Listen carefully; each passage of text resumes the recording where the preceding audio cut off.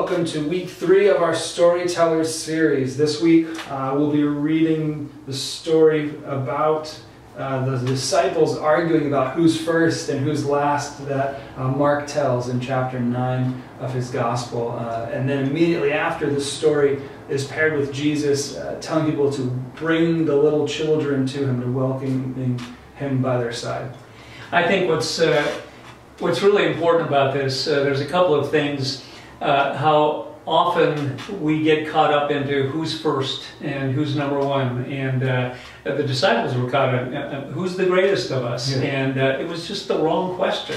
And later in the text we get to talk about when people were bringing the children to Jesus, the most vulnerable of all in that society, and they were kind of careful. They were guarding him and keeping them away, and he said, please bring the children to me.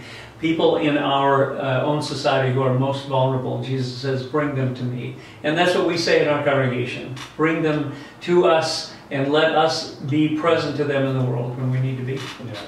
The disciples, it's funny in this one because they're always so eager. You could picture them, jockeying for being first in line next to Jesus before, but then he teaches this, and then you can imagine them being super polite afterwards. Oh, yeah. Oh no, after you. No, please. No, please, I'll be last.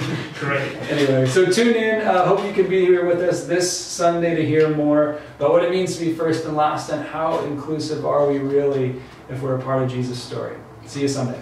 Okay.